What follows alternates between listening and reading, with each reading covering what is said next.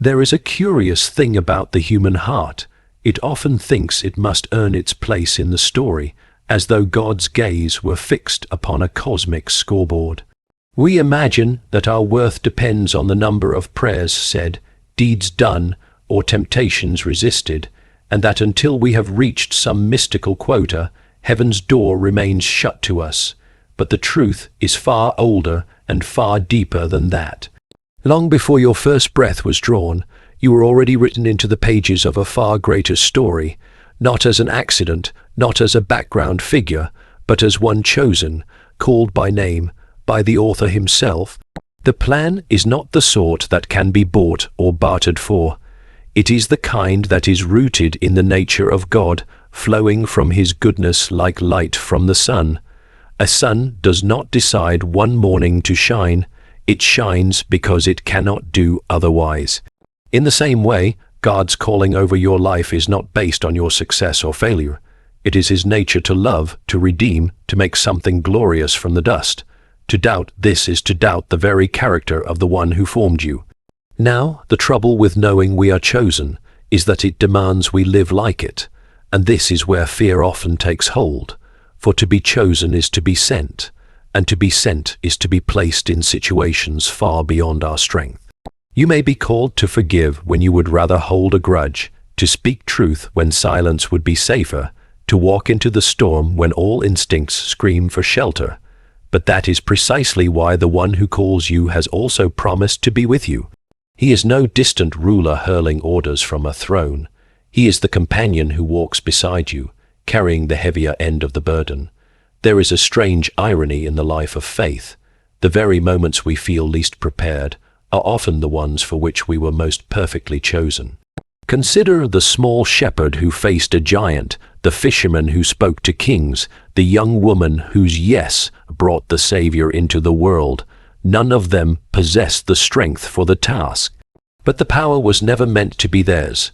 It was meant to pass through them, like water through a vessel, so that all glory would belong to the one who sent it. This is why you can dare the impossible. Not because you are fearless, nor because you are flawless, but because you are chosen and accompanied. The God who sees the end from the beginning has already placed the resources you will need along the path you will walk. What seems like detours will prove to be preparations. What feels like delays will turn out to be perfect timing. There is not a single event, great or small, that cannot be woven into the pattern of his plan for you. And so, the question is not whether you are chosen, you are. The question is whether you will believe it enough to step forward when the next impossible thing appears in your path. The call has already gone out. The author has written your name in the margins of his story. You need not audition for the role. It is already yours. What remains is to take your place, trusting that the one who began the work in you will bring it to its appointed and glorious end. You were chosen before you ever began. Your place in God's story is secure, not earned. Before the first sunrise ever painted the horizon, before a single star began its ancient dance in the night sky, your name was already known. It was not scribbled in haste or penciled in with uncertainty. It was inscribed in the eternal mind of the one who shaped time itself. There is a profound security in realizing that your existence is not a random occurrence, nor the result of a fortunate chain of events.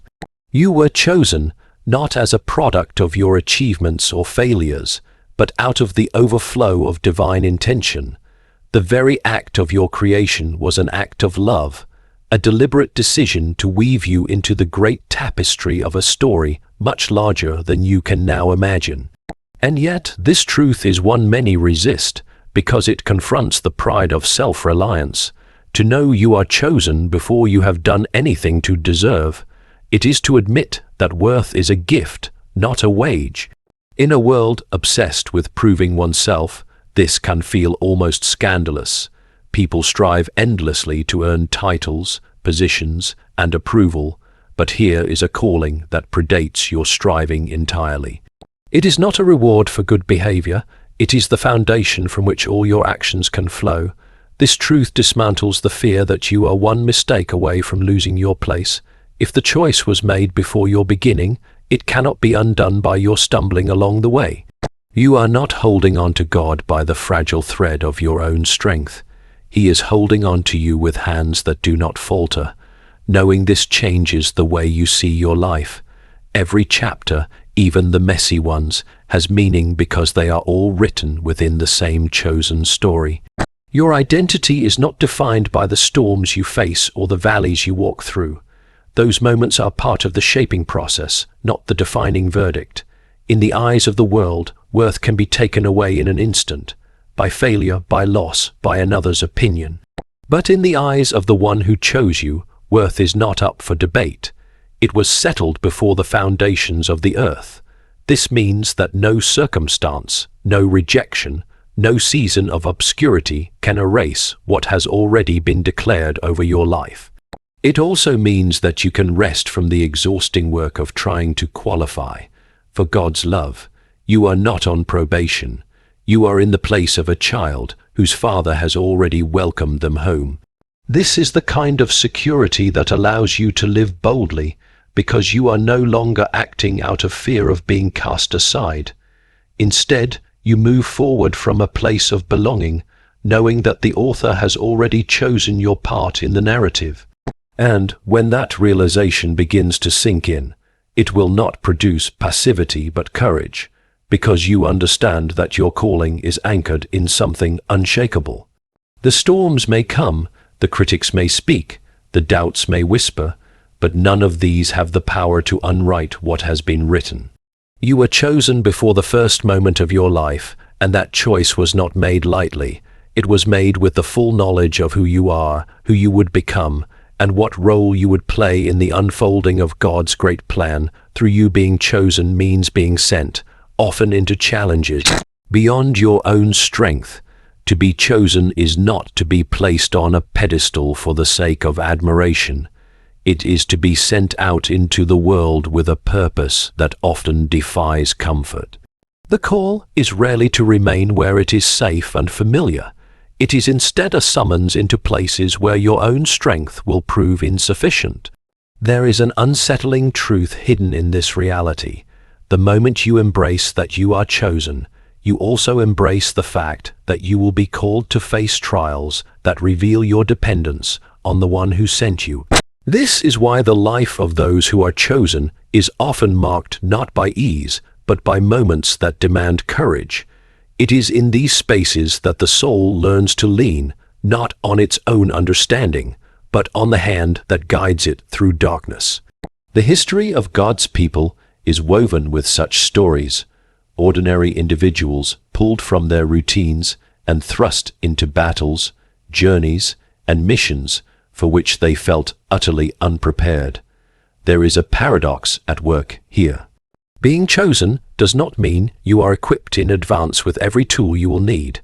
Rather, it means you are positioned so that you will encounter what you need at precisely the right moment. The fisherman was not trained to speak before rulers until the day came when he stood in their courts. The shepherd had no military rank until the day he faced the giant. The young exile had no royal status until the moment she was summoned to stand before the king. In each case, the choosing was not about their present ability, but about the potential of what could be accomplished through their obedience. This is the uncomfortable truth about divine calling. It will stretch you, pull you, and sometimes break you, not to harm you, but to make room for something greater than your own limitations. When you are chosen, you may find yourself in places that make no sense to you.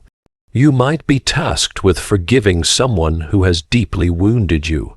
You might be asked to stand for truth when it would be easier to remain silent. You might be placed in the path of someone whose need feels far beyond your capacity to meet. In these moments, the temptation will be to step back, to retreat into the shadows, to convince yourself that someone else, someone stronger, wiser, or braver, would be better suited for the task. But the very fact that the opportunity has come to you is itself evidence that you have been entrusted with it. Being sent is not about showcasing your strength, it is about revealing His. Every challenge becomes a stage upon which His power can be displayed through your weakness. The road you are asked to walk may be steep, but it is never walked alone. The one who sends also accompanies, guiding with a steady hand, speaking with a quiet voice, and supplying strength for each step.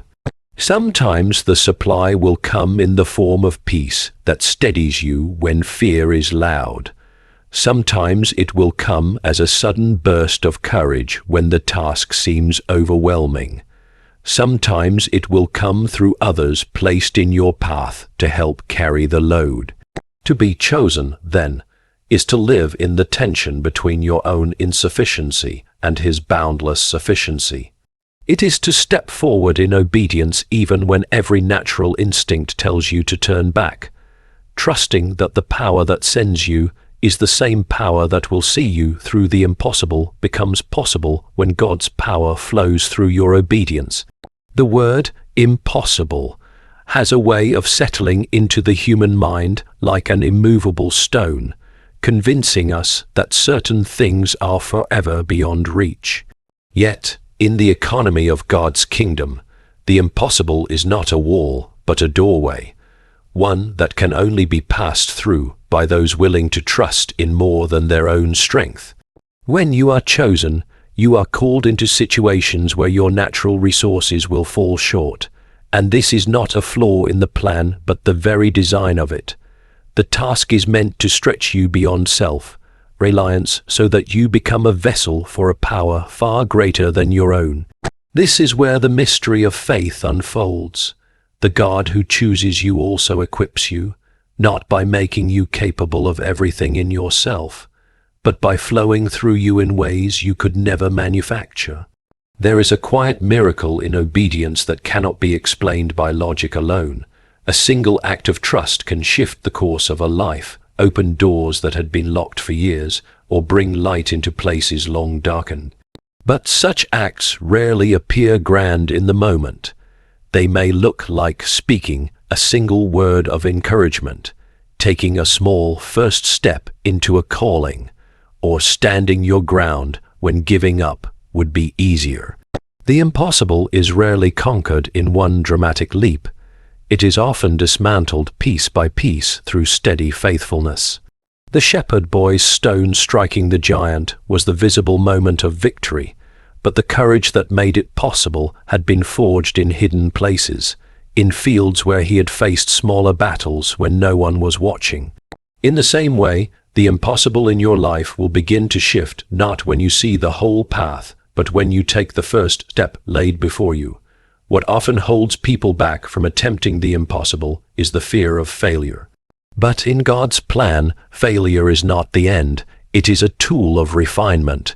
When you step forward in obedience and the outcome is not what you expected, you are still moving within the current of His purpose. Sometimes the impossible is not overturned instantly because the process itself is part of the miracle. The delay strengthens your faith, deepens your character, and teaches you to see success through a different lens, not as the absence of struggle, but as the presence of His hand in the midst of it. When God's power flows through obedience, the outcome will often bear marks that no human hand could have fashioned. Doors will open without explanation. Strength will appear where there was exhaustion. Wisdom will come unbidden to the lips in the very moment it is needed. The world will call it coincidence or luck, but you will know it is the signature of the one who works through the willing. And this is the essence of daring the impossible. It is not about mustering enough courage to leap across a chasm, but about yielding enough trust to let Him carry you where your feet could never tread. The moment you see your own limitations not as a hindrance, but as an invitation, you will discover that the impossible has already begun to shift. The chosen are not those with flawless skill or boundless strength. They are those who step forward despite trembling hands, knowing that the outcome rests not in their power, but in His.